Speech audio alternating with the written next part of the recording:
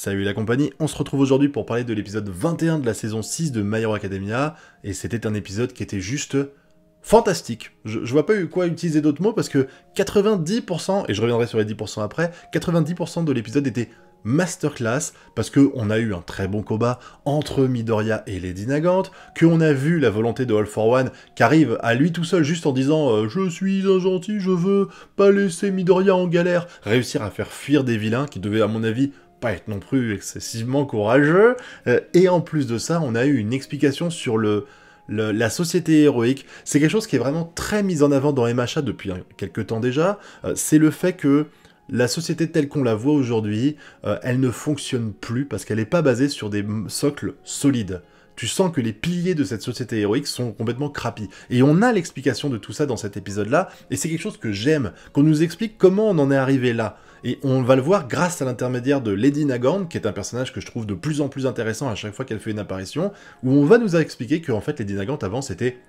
une héroïne masterclass, elle était kiffée par tout le monde, elle était heureuse en plus de faire ça, on voit, je pourrais parler pendant, franchement je vais essayer de me restreindre, mais je pourrais faire 40 minutes de vidéo sur cet épisode parce qu'il était vraiment top, mais on la voit en fait progresser gentiment, avec une mise en scène qui est vraiment très réussie, on la voit enfant avec le sourire, on la voit grandir comme ça avec un petit fondu, jusqu'au moment où son sourire disparaît au fil du temps, parce que en fait elle était... vous savez, des fois ça vous arrive à mon avis, c'est entre l'image que vous faites de quelque chose et la réalité, il y a un gouffre abyssal, et là c'est un peu son cas. Tu sens que elle est devenue une héroïne, parce qu'elle voulait sauver la veuve et l'orphelin, elle voulait aider les gens, et finalement, quand elle s'est retrouvée héroïne, elle s'est rendue compte que, tout n'était pas si blanc. D'ailleurs, Midoriya le répète plein de fois. La société n'est ni blanche ni noire, elle est un mélange de gris, c'est un petit peu le thème pour moi aussi de SNK, donc je suis très heureux de le retrouver ici, parce que je trouve que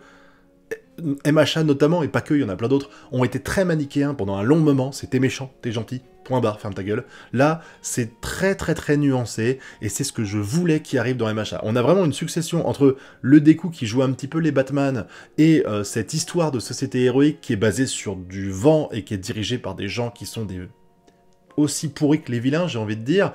Ça, c'est quelque chose que j'aime, parce que ça rend le monde encore plus réaliste. Et pour ça, on peut remercier Lady Nagant, qui est un personnage, encore une fois, Horikoshi est très doué pour ça, il amène des personnages féminins qui apportent énormément de choses, pas forcément les mêmes à chaque fois, hein, vous verrez ça plus tard, mais Lady Nagant, elle nous permet vraiment de poser les bases de ce qui est devenu la société héroïque. On nous montre le moment où, on nous dit, avant, il y avait une sorte de... Il y avait des gens, quand les Alters ont commencé à débarquer, il y a des gens qui ont fait des groupes d'intervention pour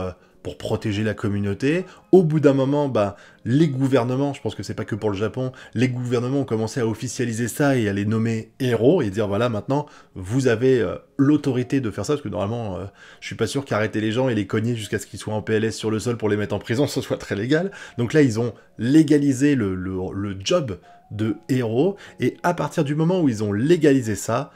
il y a eu de l'abus. Il y a eu de l'abus avec des gens qui étaient des héros. Alors ça, c'était un peu... Déjà, ça a été mis en scène. Je sais que beaucoup de gens disent que Lady Nagant est à l'origine de tout ça, mais non, pas que. Parce qu'il y a aussi Stain qui avait expliqué que la société héroïque, la plupart des héros étaient quand même des gros pourris. Et là, en fait, Lady Nagant va le confirmer avec son histoire. Parce que la backstory de Lady Nagant... la backstory de Lady Nagant nous explique que, il y avait des héros, en fait, qui payaient des gens pour jouer des vilains, pour faire des trucs pas gentils, et pour que eux les arrêtent après en disant « Regardez, je suis un héros, j'ai fait plein de trucs bien », sans forcément leur dire en plus à ceux qui faisaient ça. Je crois que ça a été expliqué à un moment donné, tu sens qu'il y avait vraiment des pourris, des gens qui font ça pour la notoriété, des gens qui font ça pour l'argent. Encore une fois, c'est quelque chose qui a déjà été mis en place avec Stain à l'époque, ça fait très longtemps déjà, mais je trouvais intéressant de voir en fait le côté officiel, parce que quand Stain le dit, tu peux dire « Ouais, c'est un illuminé, Stain, c'est un méchant, il essaie de faire croire que la société elle part en couille », mais non, là c'est Lady Nagant, elle était dans le système, elle le connaît le système, puisque tu vas voir les passages où visiblement la commission, c'était des gros pourris qui travaillaient pour eux-mêmes, et qui ont fait faire des travaux à Lady Nagant pas forcément très cool. On la voit assassiner des gens qui... alors ça pourrait être des gros pourris, mais j'imagine que si on les voit comme ça, qui les prend par pitié, enfin qui essaie de prendre Lady Nagant par pitié, en expliquant qu'ils ont pas fait tant de mal que ça, et qu'ils méritent peut-être pas, genre, si tu prépares un braquage, est-ce que tu mérites de te faire exécuter ?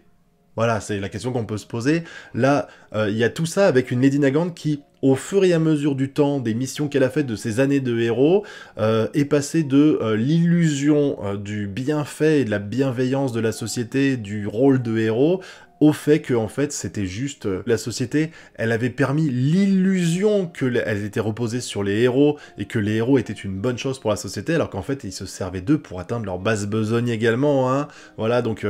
on est dans une société qui est un peu merdique, clairement, et c'est intéressant parce que avec ce qui se passe là, et avec Midoriya qui a l'air différent des autres, on pourrait espérer que à terme, Midoriya, en éliminant la menace qui est All for One, il pourrait faire en sorte que la société change, qu'on se contente pas de dégager All for One et de revenir à l'ancien système, et qu'on en propose un nouveau, plus basé sur, alors pas la méritocratie, parce que c'est un peu ce que voulait le groupe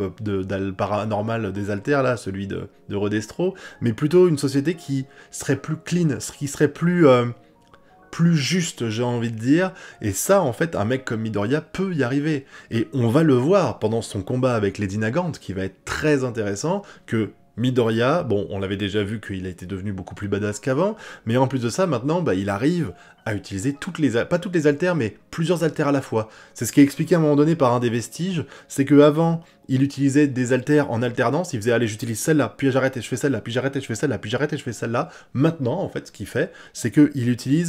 il choisit, au lieu d'utiliser les 7 altères en alternance, 6 altères en alternance, il se dit, bah voilà, je vais utiliser celle-là et celle-là. Voilà, que deux, ou voilà, le One for All, plus le Black Whip, plus j'ai oublié le nom de celle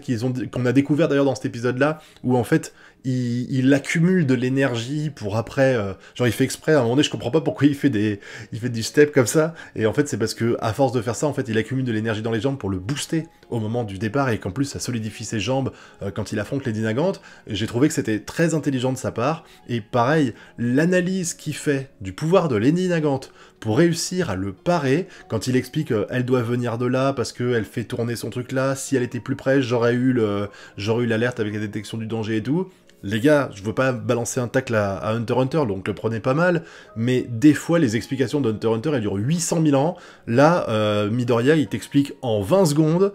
sa manière de penser, son analyse des faits, le pouvoir de Lady Nagant et comment il fonctionne. Vraiment, là, c'était de la maîtrise. C'était de la maîtrise d'écriture de la part d'Horikoshi, parce que je pense que de mémoire, c'était écrit pareil avec Horikoshi, il n'y avait pas un flow de blabla. Et puis c'est facile à comprendre, t'as pas besoin de relire 20 fois les phrases. Je suis désolé, vous allez peut-être me prendre pour un teubé, mais des fois, j'avoue, pour Hunter x Hunter, je suis obligé de relire 30 fois parce que j'ai l'impression que c'est pas clair. C'est peut-être moi, hein, je veux pas dire du mal de Hunter x Hunter, c'est un très bon manga, mais j'avoue que des fois je me perds un peu dans les explications du combat et des pouvoirs des autres, ce qui est pas vraiment le cas dans Jojo aussi, où c'est un peu pareil, et là dans My Hero Academia, même si là on est très loin des pouvoirs complexes de Hunter x Hunter, on est d'accord, mais quand même, on a une explication qui dure quelques secondes et qui nous permet à tout le monde de comprendre, genre, ah bah oui, ok, il a compris où était Lady Nagant, bien joué mon gars, voilà, c'est maturité de Midoriya qui arrive vraiment à analyser le combat, on le savait qu'il était super doué pour ça, mais là c'est confirmé encore une fois, et il va réussir à aller jusqu'à elle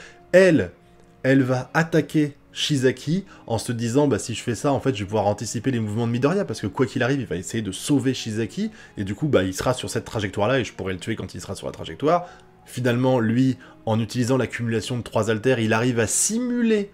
la vitesse de One for All 100%, parce qu'il est à, je crois qu'il dit 45% du One for All, plus le Black Whip qui lui donne la synergie, enfin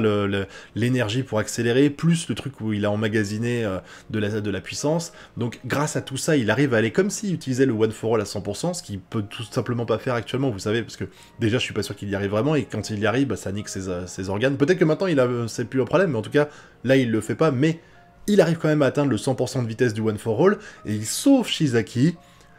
Shizaki qui est tellement pathétique, il est là, je veux voir le boss, on est très loin du mec badass qu'on avait dans la saison 4, hein. C'est saison 4 je crois, ouais, saison 4, vraiment c'est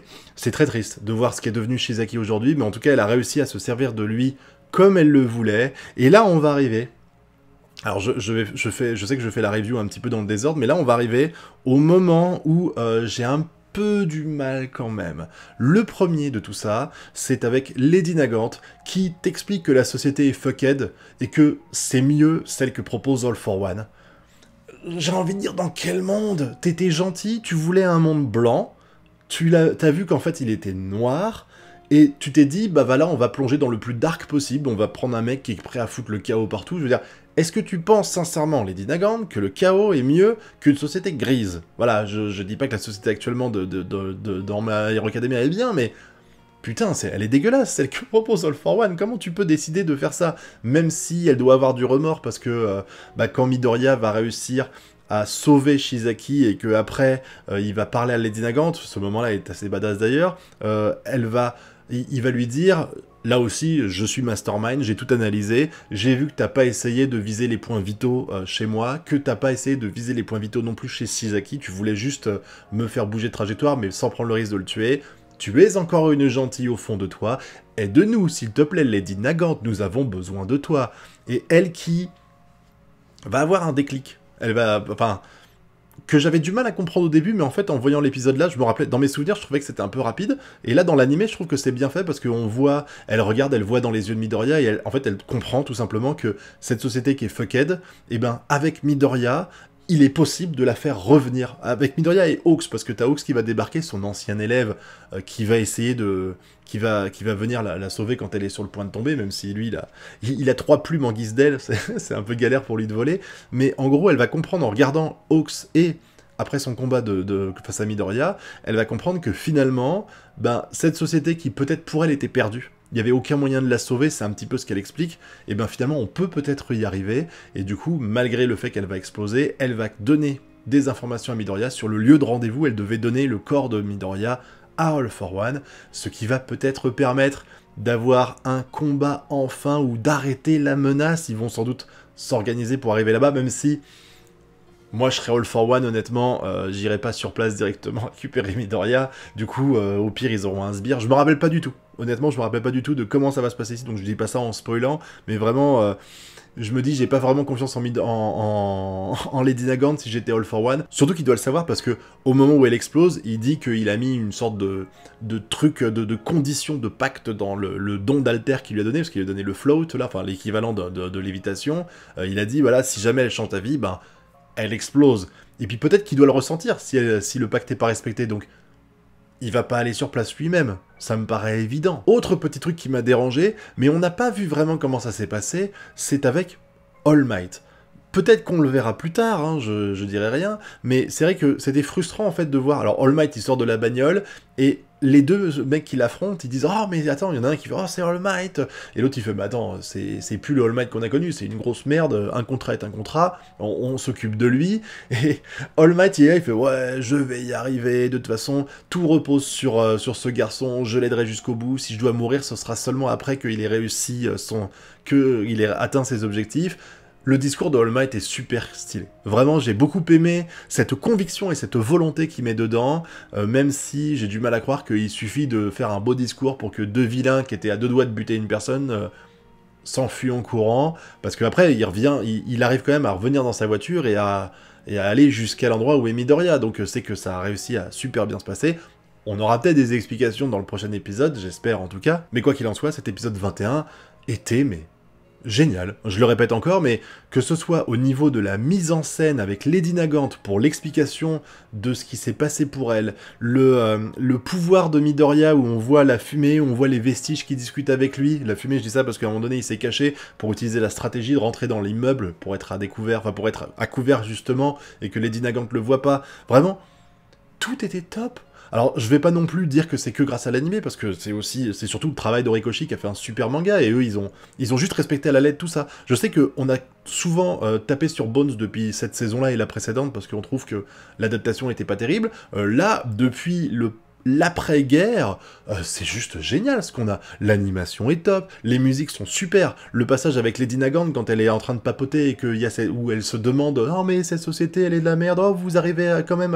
à avoir espoir malgré tout et tout », la musique qu'il y a là-dedans elle est juste... Vraiment, elle colle parfaitement, c'est pas la meilleure du monde évidemment, mais elle colle parfaitement avec l'ambiance qui essaie d'être mis en place là-dedans. Vraiment, du très très très très bon MHA qu'on a en ce moment, et ça fait vraiment plaisir, parce que MHA, je trouve que c'est un manga excellent, un animé excellent également, à beaucoup de moments, malgré quelques faiblesses de temps en temps, et même si je trouve que des fois l'intrigue elle est un peu comme ça, hein, dans l'ensemble, c'est quand même très réussi, et cet épisode-là, en est la preuve. Et j'attends que vous me donniez votre avis sur tout ça dans la zone commentaire. Bien sûr, vous connaissez la chanson, le pouce bleu, l'abonnement et le partage. Je rappelle que j'ai d'autres chaînes, hein, que ce soit une chaîne principale où je parle beaucoup de manga avec des vidéos travaillées, ou une chaîne secondaire où je parle de l'actualité du jeu vidéo avec quelques petites vidéos trolls, et puis évidemment la commu qui est sur Discord avec lesquelles on s'amuse beaucoup à discuter ensemble régulièrement, et les live Twitch tous les soirs à 22h30, hein, n'hésitez pas à venir. En attendant, je vous dis à très bientôt pour de prochaines vidéos. Tchuss!